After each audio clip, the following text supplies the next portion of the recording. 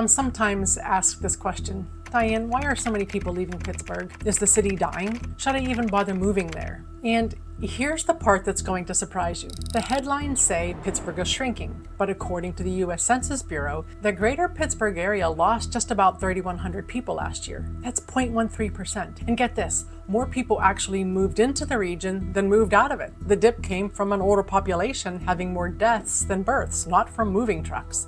In fact, according to the Census Bureau's latest municipal estimates, released in May 2026, the city of Pittsburgh itself gained about 4,500 residents between 2020 and 2025. That's the largest population gain in any municipality in Pennsylvania. So people are leaving, yes, but not for the reasons that you think. Let's start with reason number one. The number one reason that people give for leaving Pittsburgh is the weather. I've talked about this in other videos, so I won't spend a lot of time on it, but if you're thinking about moving here, you deserve the honest version. We do have a lot of cloudy days. Winters are real. Spring can feel like all 4 seasons in the same week, sometimes all 4 seasons in the same day. And for some people, that's enough to leave. Honestly, I get it. If your dream is sunshine and sitting on the beach year-round, Pittsburgh probably isn't going to be the right fit for you. Me, I actually like cooler weather, so you won't catch me retiring to Florida. But here's the trade-off. We get 4 true seasons. Fall is absolutely beautiful. Summers are generally comfortable, and compared to many parts of the country, we don't spend our lives worrying about hurricanes, wildfires, earthquakes, or tornadoes. Every place has its trade-offs. The question is,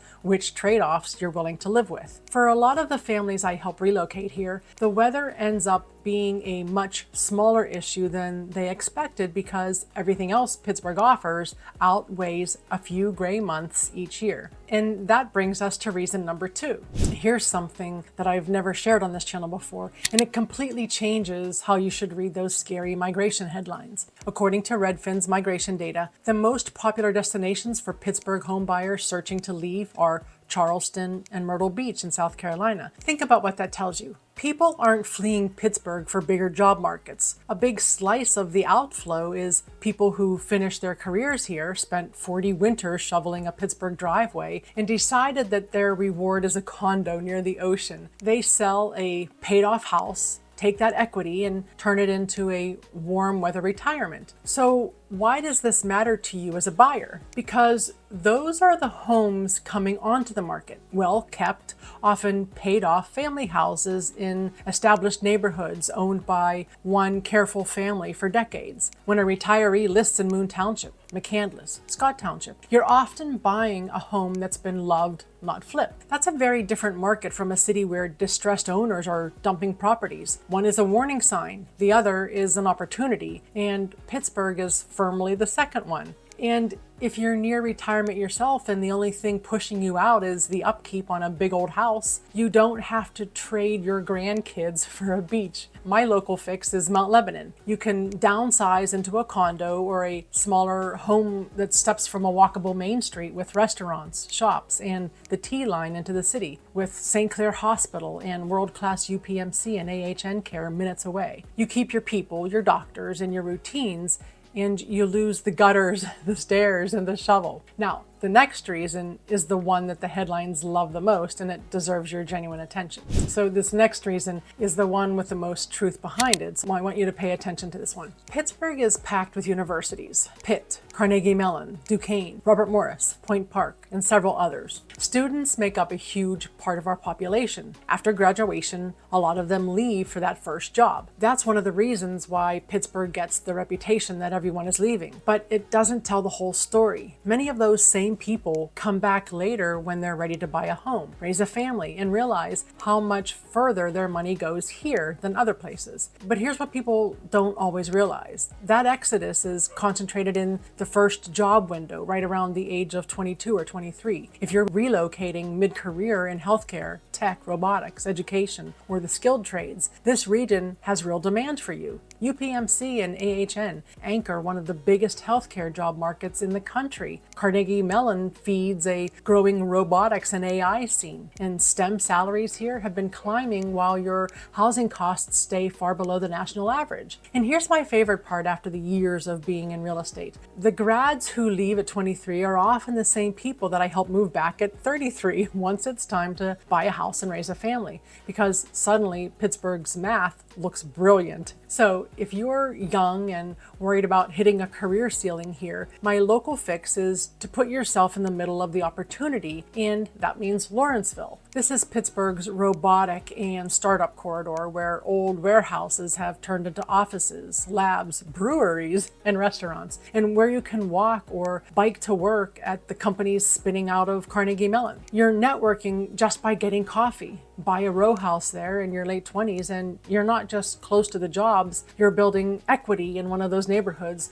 where the jobs just keep lifting. Before we get to the last two reasons, if you're thinking about relocating to Pittsburgh, I put together a free relocation guide that answers a lot of those questions that people ask before they move here. It covers neighborhoods, schools, commuting, taxes, and a lot of the things that you don't find on Zillow. So if you'd like a copy, you'll find a link in the description below. Now, let's talk about taxes. Reason number 4 is taxes. I've always been honest about this. Pennsylvania isn't the lowest taxed state in the country. Between local wage taxes, property taxes, and transfer taxes when you buy a home, it can definitely influence where people decide to live. But here's what a lot of people don't realize. Taxes aren't the same everywhere in the area. Two homes with the exact same purchase price can have very different annual tax bills simply because they're in different municipalities or school districts. That's why I tell buyers not to look at the purchase price alone. Look at the total monthly cost of owning the home. If taxes are one of your biggest concerns, communities like Cranberry Township, Peters Township, or Canonsburg, and other areas outside of Allegheny County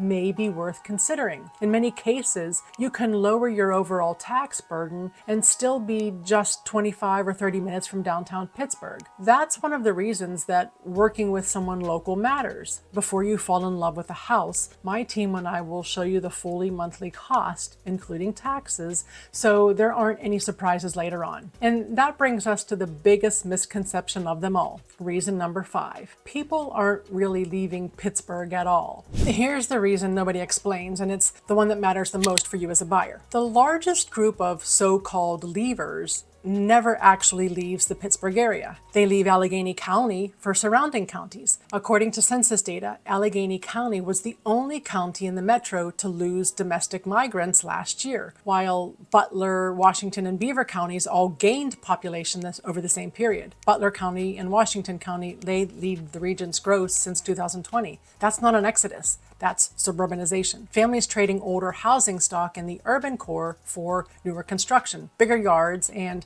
highly rated school districts, 20 to 30 minutes out. And if you want to know exactly where they're going, follow Interstate 79. On the north end, Cranberry Township in Butler County keeps growing with newer homes, the Seneca Valley schools, and easy highway access, while McConaghy gives you that established North Hills feel with North Allegheny School District. Head south on 79 into Washington County, and you hit Peters Township and Canonsburg, family magnets with newer construction and a genuine community feel. And out west, Moon, Robinson, and North Fayette Townships offer newer housing near the airport with a commute that skips the tunnels entirely. In your $300,000 to $500,000 range, these communities are exactly where your budget performs the best. So with all of those communities on the table, which one is right for you?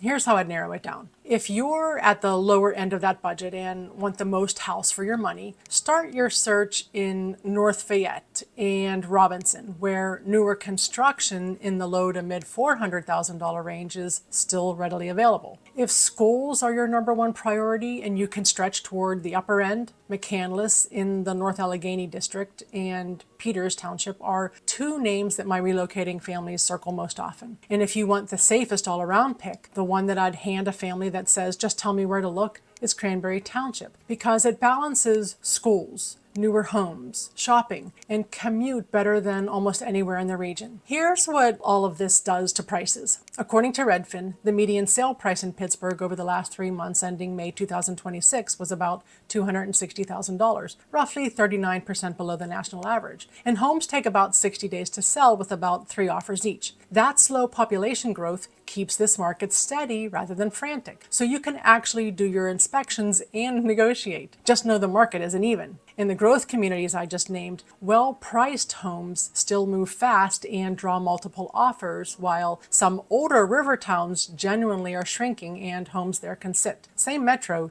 2 very different markets. Buying right in Pittsburgh is really about buying the right community, not just the right house. Now, flip the question, because for every person who leaves, there are far more who stay. And once you understand why, you'll know whether Pittsburgh is right for you. The first thing that keeps people here is the people. This is a city where neighbors still say good morning on the trail, where communities are so tight-knit that in some neighborhoods, only a couple of homes come up for sale in an entire year because nobody wants to leave. The second thing is the math of the whole life. When your mortgage is hundreds or even thousands less each month than it would be in most metros, everything downstream gets easier. Kids' activities, date nights, saving for retirement, taking the trip. You're not white-knuckling your budget every single month, and that changes how a family feels day to day. And the third thing is that you don't give up the big city stuff to get it. World-class hospitals, respected universities, pro sports teams where people are genuinely obsessed with, museums, live music, great food, and a skyline coming through the Fort Pitt Tunnel that still gets people every single time. So is Pittsburgh right for you? Here's my honest take after over a dozen years in the business. If you measure a home by sunshine, palm trees, and a fast-growing boomtown buzz, be honest with yourself, because this probably isn't your city, and that's okay. But if you measure a home by weather, you can own it, whether your kids' schools are strong, whether your commute leaves you time for dinner, and whether your neighbors will show up for you. Then Pittsburgh isn't just the right fit for you, it's built for you. You're not settling here. You're choosing a place where your budget buys a life, not just a house. So let's bring it all home. The top 5 reasons people leave Pittsburgh are the gray winters, retirees heading to the Sun Belt, new graduates chasing that first job, Pennsylvania taxes, and families moving from Allegheny County to the surrounding suburbs, which, in my opinion, isn't really leaving Pittsburgh at all. But here's what the headlines miss. The people who stay do it because of the affordability, the sense of community, the great hospitals and universities,